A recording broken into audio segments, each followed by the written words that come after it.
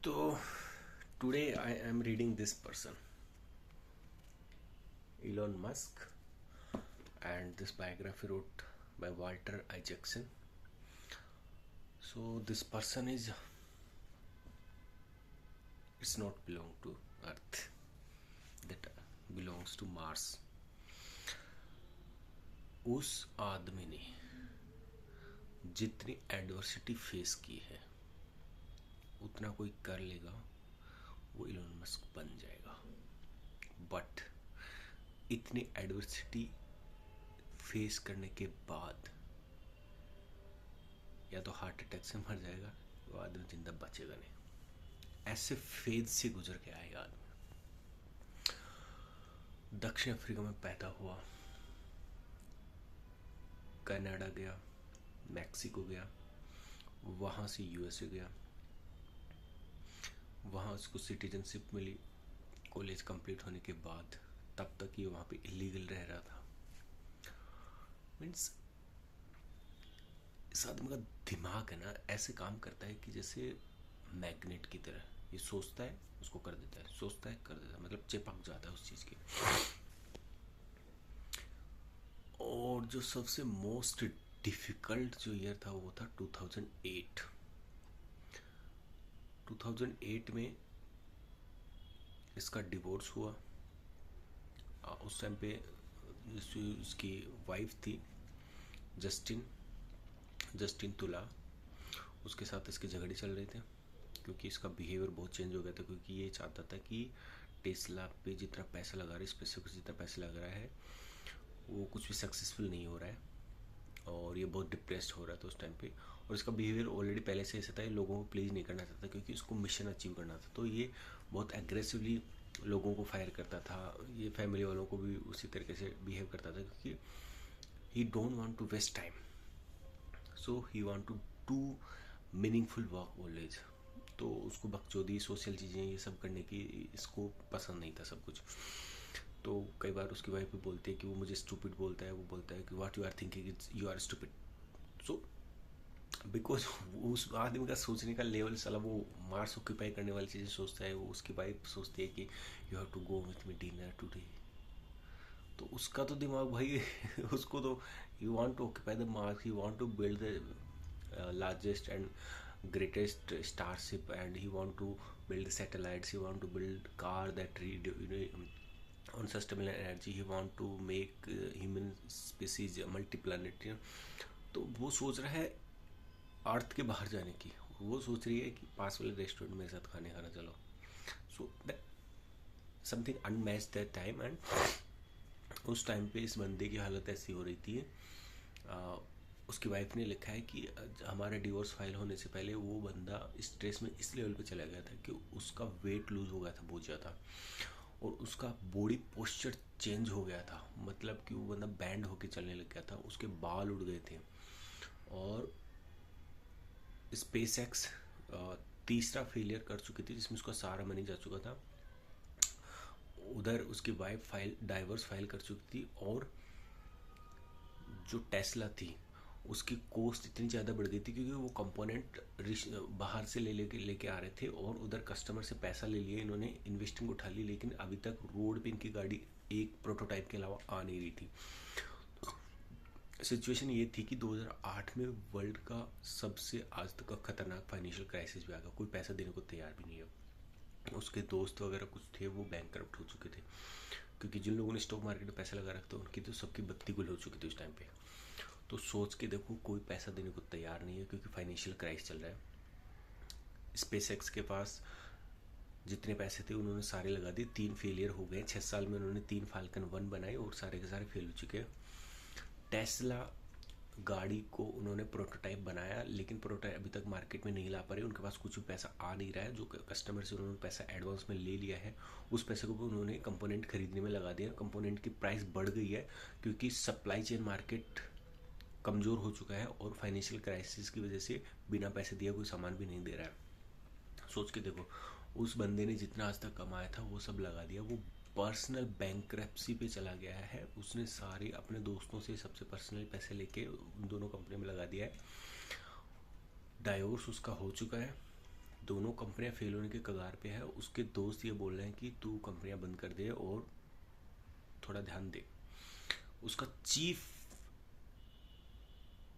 जो launch officer है, जो जो रॉकेट कंपनी है स्पेसएक्स, उसका चीफ रॉकेट ऑफिसर आता है और बोलता है कि why you not fucking shutting down one company. तो बोलता है कि no, I am not shutting down any of company. तो बोलता है कि तो वो दोनों मर जाएंगी।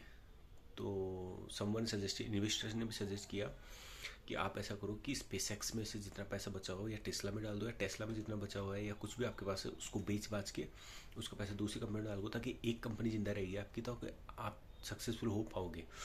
नहीं तो आपकी दोनों कंपनियां मरेंगी और आप खुद पर्सनल बैंकरप्सी की तरफ जा रहे हो, आपके पास कुछ बचा नहीं है, तो you have to do something at. लेकिन वही है ना कि इतिहास वही बनाते हैं जो हारते नहीं है। तो he denied everything. He said, I never give up. He said, I will do everything. Okay. And he questioned everything. He given 6 weeks to relaunch the fourth attempt of Tesla. 6 week मतलब 1.5 महीने का time दिया उन्होंने अपने employ को कि 6 week के अंदर हम ना फिर से चौथा अटैम्प्ट लेंगे और हम करके दिखाएंगे और इस बार फेल नहीं होंगे। मीन्स मतलब आपके पास पूरा पैसा जा चुका है, कोई भी आपको पैसा नहीं देने को तैयार है, और 6 वीक में आप सिर्फ 1-1.5 महीने के लिए बोल रहे हैं कि हमको ऐसा करना है। उस टाइम पे आपके सब एम्प्लॉय भी डरे हुए हैं, क्योंकि फाइनेंशियल क्राइसिस में उनके पेरोल के पैसे देने के लिए इलोन मस्क ने अपने फैमिली वाले से, फ्रेंड से उधार लेके पैसे दे रहे हो, ठीक है। तो सोचो इस लेवल पे बंदा टॉलरेंस कर रहा है, और इसके लिए उसने खुद भी कहा है कि एडवर्सिटी शेप्ड मी।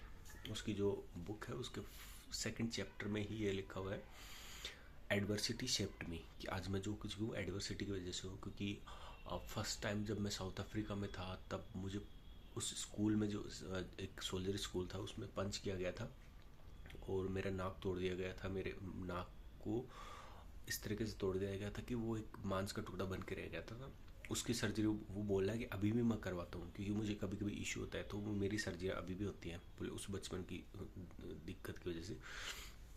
तो इतना सब सहन करना, बोलता है वो बोलता है कि मुझे एडवर्सिटी ने हमेशा शेप किया है, मुझे जो कुछ भी, मेरी जो टॉलरेंस लेवल है बहुत हाई है, इस वजह से मैं आज ये सब बन पाया हूँ। तो कभी कभी मैं सोचता हूँ कि भाई इतना टॉलरेंस जिस आदमी का होगा वो तो दुनिया पर राज करेगा ही। और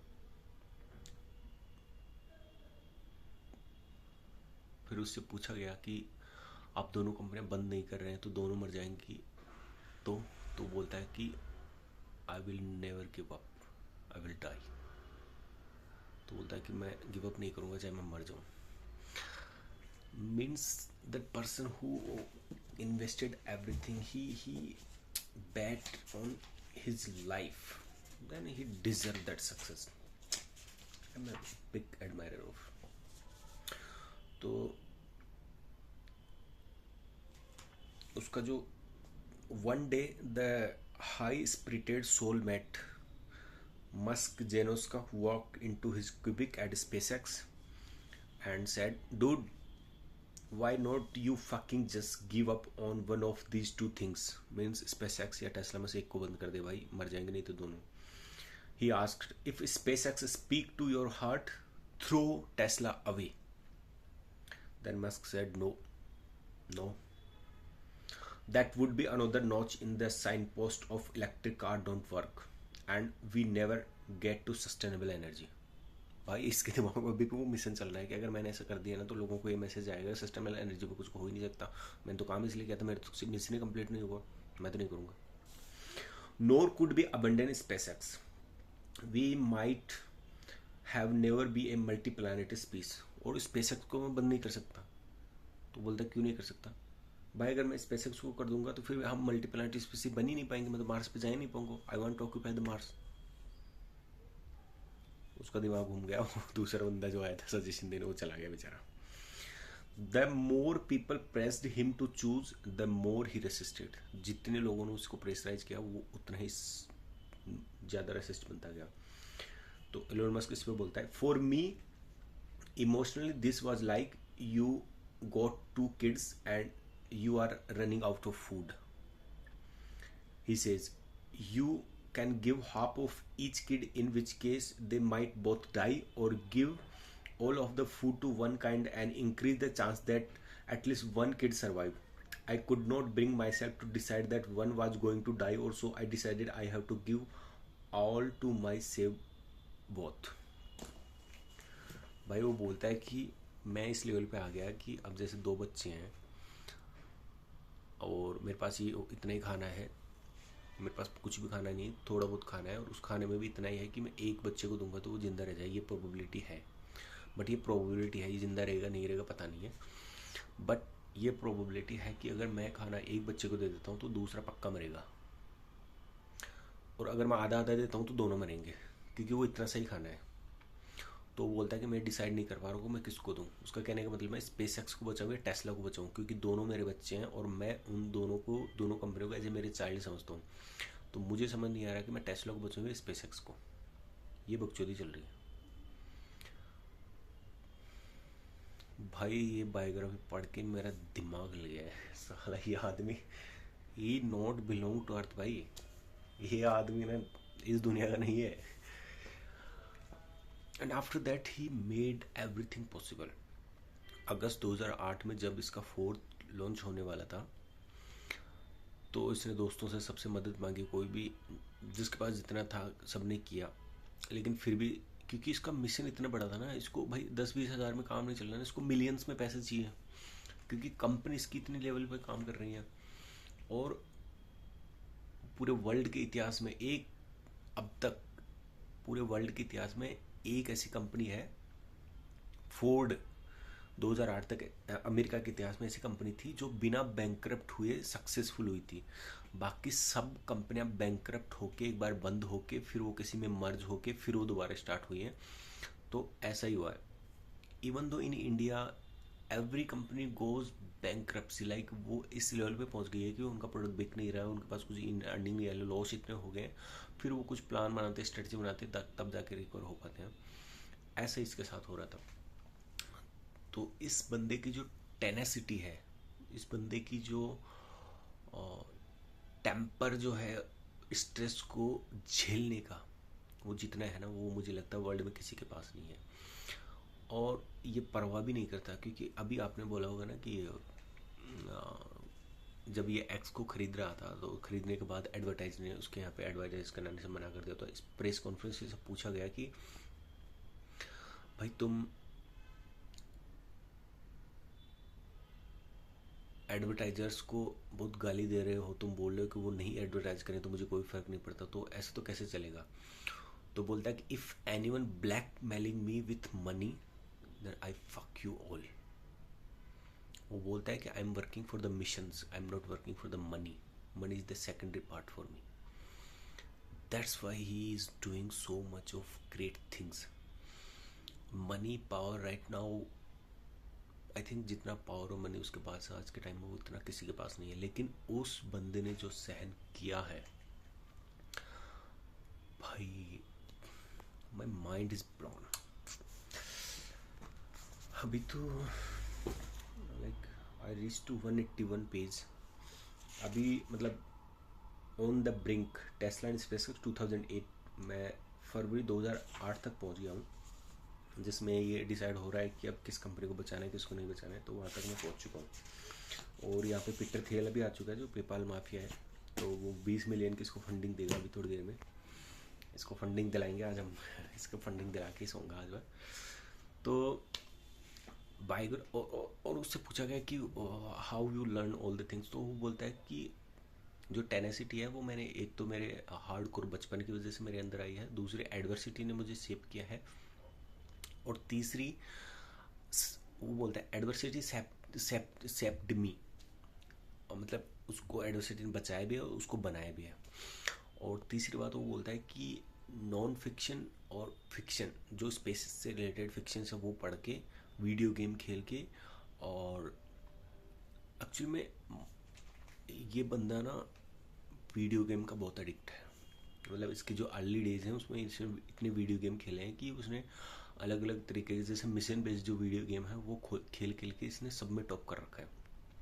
इसने एक डालबो डालबो का किस नाम का वीडियो गेम होता है जो वर्ल्ड में सबसे टफेस्ट माना जाता है, उसमें भी टॉप 20 में है। भाई बिलेनियर होने के साथ कब टाइम निकाल के इतने गेम खेल लेते हैं। और एनसाइक्लोपीडिया, इसका बाप जो था वो खुद भी एक इंजीनियर था, तो इसने एनसाइक्लोपीडिया की 2 कॉपी थी उसके बाप के पास, वो दोनों के दोनों पढ़ दी थी बचपन में जब ये 10 साल का था। तो मुझे अब समझ में आ रहा है कि इन इंडियन सोसाइटी हम लोग पढ़ने पे बहुत जोर देते हैं, लेकिन जो पढ़ना है ना वो मुझे लगता है क्वेश्चन बेस्ड होना चाहिए। Like he is questioning everything. अभी इसका एक चैप्टर पढ़ रहा था, तो जब इसको लॉन्च करना था अपने फाल्कन 1 को, तो फाल्कन 1 की लॉन्चिंग के लिए उसको इस बेस चाहिए था, मतलब इसने प्रोटोटाइप बना लिया लेकिन उसको लॉन्च करके देखना है। तो उसके लिए इंडियन आर्मी, ओ अमेरिकन आर्मी के बेस में गया, तो वहाँ उसने पता किया, तो वहाँ जो जनरल था उसका नाम था, मेजर जनरल उसका नाम था टिम मैंगो। तो उसका नाम सुना ये वहीं पे मुस्कुरा दिया, क्योंकि ये थोड़ा सोशली ऑकवर्ड था, इसको लोगों के साथ डील करना बाद में आया है। मतलब जब ये स्पेसएक्स का खुद स्पेसएक्स और टेस्ला का जब ये खुद एडवर्टाइज करने लगा, उसके बाद में इसने अपना ये जो स्किल जो सोशल पीआर वाला वो बहुत अच्छा कर लिया है। बाकी पहले ये बहुत बहुत फ्यूरियस था लोगों के साथ डील करने में। तो वहीं पे उसके मुंह पे हंस दिया, बोल रहा है कि this big mango is dealing with army things, government appointed you. ऐसा कौन बोलता है भाई मुंह पे तो वहाँ से उसकी डील कैंसिल हो गई। फिर दूसरी जगह पे इसने ये गया, वहाँ पे क्वाज नाम का एक आइलैंड था, वहाँ पे जाके इसने ये सब डिसाइड किया कि यहाँ से हम लॉन्च करेंगे। तो ये बंदा जो है थोड़ा सोशली ऑकवर्ड रहा है स्टार्टिंग में, लेकिन बाद में जाके इसने ये जो एडवर्टाइजमेंट करना, पीआर करना इतना अच्छा कर लिया, क्योंकि अभी आप देखो इसके जितने भी लॉन्च है, जितने भी इवेंट्स है, ये खुद करता है। और सब में chief technology officer, chief rocket engineer, वो सब एक्चुअली ये खुद ही झेल रहा है, क्योंकि अब इसको पता चल गया है कि how to deal with people. और जो मुझे एक चीज़ समझ में आई है कि हर चीज़ को ये क्वेश्चन करता है। तो वहाँ जब वो एयरबेस पे मिलने जाता है और लॉन्च पे, वहाँ पे टिम मैंगो जो है इसको बोलता है कि you have to fill out those forms and you have to follow this regulation. तो बोलता है why this regulation, why this fucking regulations are here. इसका कहने का मतलब है कि वो हर चीज़ को क्वेश्चन करता है, फर्स्ट प्रिंसिपल थिंकिंग बेस्ड, जो फिजिसिस्ट लगाते हैं हर चीज़ में, साइंटिस्ट लगाते हैं कि ऐसा क्यों। तो इस चीज़ में ये बड़ा माहिर है, इसीलिए ये सब कर पाया है। और मुझे लगता है ये सब इंडियन सोसाइटी को सीखने की ज़रूरत है, मुझे भी सीखने की ज़रूरत है। I am also learning from that person, like first principle thinking, how to think and how to question everything, what is going there. Like हम कुछ भी कर रहे हैं, हम कहीं भी जा रहे हैं, तो why we are doing this, how these things function. And अभी मेरे जो माइंड सेट है थोड़ा इस तरीके से सोचने में लग रहा है। लाइक मैं कभी भी किसी ऑर्गेनाइजेशन में जाता हूँ, किसी बड़े होटल में जाता हूँ, या किसी व्यक्ति से मिलता हूँ, या मैं किसी पॉलिटिशियन को देखता हूँ, तो मैं हमेशा यही सोचता हूँ कि how he operates, how he functions. Like मैं किसी बड़े होटल में जाता हूँ, जस्ट वीकेंड्स वगैरह पे किसी दोस्त के साथ ऐसे जाता हूँ, तो मैं हमेशा यही सोचता हूँ हाउ दिस फंक्शंस। मैं उसकी इन्वेंटर देखता हूँ, मैं उसका रिसेप्शन एरिया देखता हूँ, मैं उसकी बिल्डिंग देखता हूँ, फिर मैं देखता हूँ इसका सिटिंग अरेंजमेंट कैसा है, how this functions.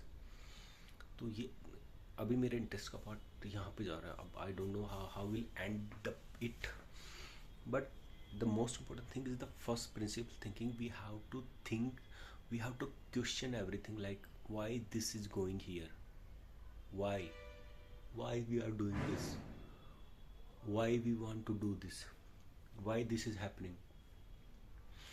So then we have why in everything, then we can learn things better. और वाई की वजह से इस बंदे ने जो स्पेस एक्स इंडस्ट्री को, जो नासा नहीं कर पाया, इसरो नहीं कर पाया, वर्ल्ड की कोई स्पेस एजेंसी नहीं कर पाई दुनिया में, चाइना, रशिया, इंडिया के बाद में चौथा बंदा है जो ये सब कर पा रहा है।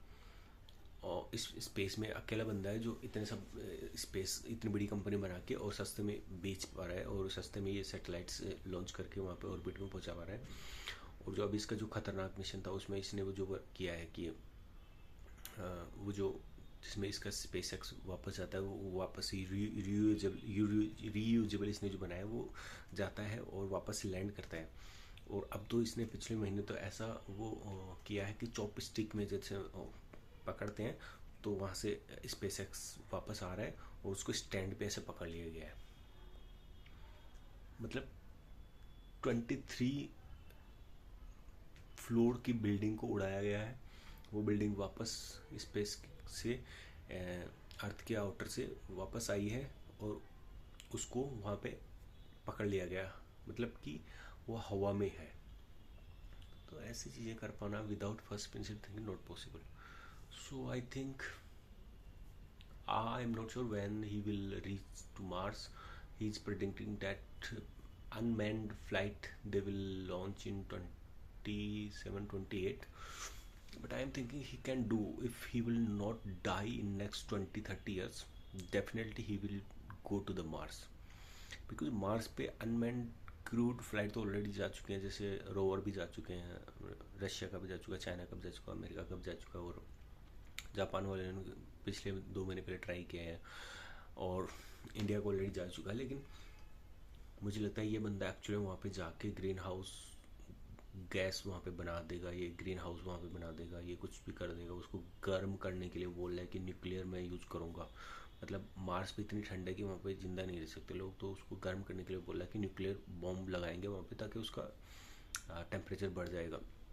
हाँ, उसके भी इम्प्लीकेशन है, रेडिएशन होगा ये सब, बट वो कर सकता है भाई, वो कर सकता है। He can do everything. Like PayPal बनाया, जो वर्ल्ड का सबसे बड़ा बैंकिंग इंटरनेट सिस्टम है, वो उसने बनाया। इतना सब एक आदमी का दिमाग कर सकता है। लेकिन सबसे बड़ी जो चीज़ है ना, इसने बहुत बचपन में ना इतनी किताबें पढ़ी है, इतनी physics, mathematics, game theory, probability, randomness, business, marketing, everything he red. और इसका जो मेन जो चीज़ है ना, वो है कि ये सोचता फर्स्ट प्रिंसिपल से है, इस वजह से successful. I am big fan of that person, not only I, all the humanity is big fan of that person. So this is all about this fucking guy. Bye. Thank you.